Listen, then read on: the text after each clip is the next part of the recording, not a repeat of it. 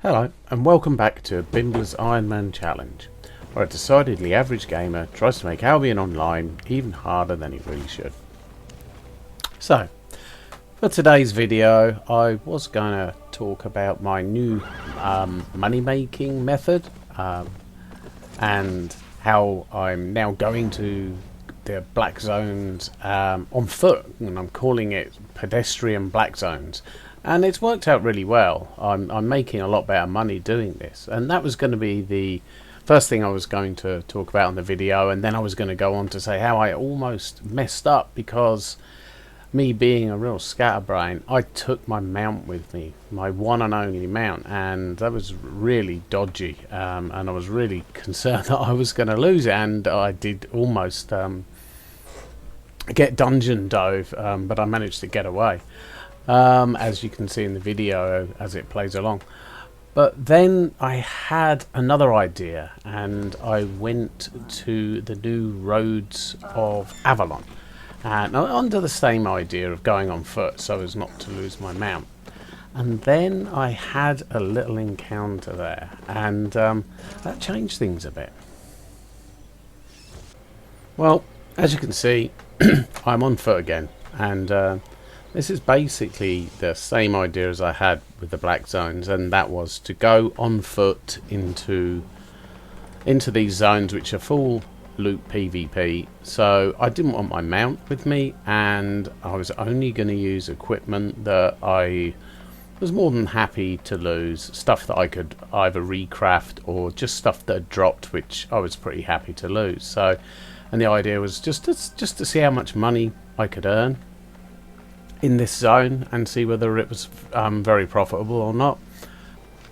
And then we have an encounter with another player, and it's fairly obvious he's a brand new player who's gone through a portal that looked interesting, and he shouldn't really be here. And it's really debatable whether I should have killed him. It's not something, it's not something I would normally do, although this is a full loot PvP game and it's a big part of the game. This guy's new, and I shouldn't have killed him, in my view.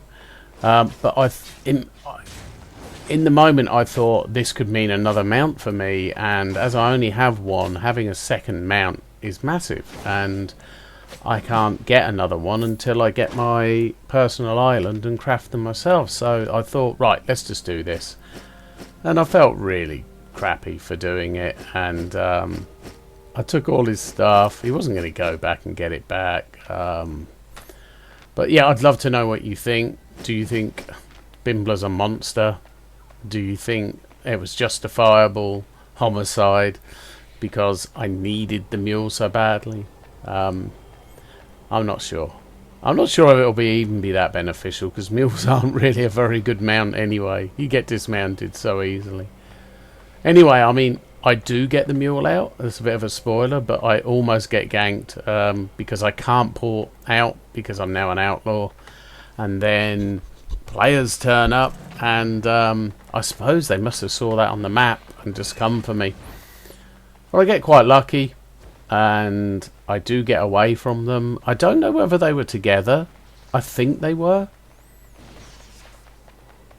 Or is he? I don't know whether the other player's chasing him. I'm unsure.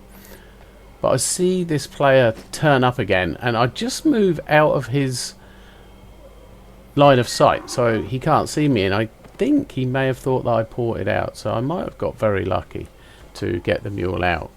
But anyway, I'd be very interested in what people's thoughts are on doing that, and whether I was right or wrong.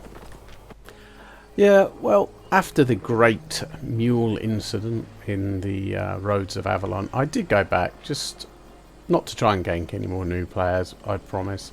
I went back just to see what sort of money was available to be made, and while the mobs do drop quite good silver, without a mount, it was just a bit too dodgy. There was a few too many people about, and I couldn't really find a decent place to actually farm the mob. So I decided that that wouldn't be a good idea, and I would concentrate on the pedestrian black zone farming, which was working really well. So, and at the moment We're now up to 6.4 million, so we only have 2 million to go, and we can get our premium, and we can get our personal island, and we can really start moving on.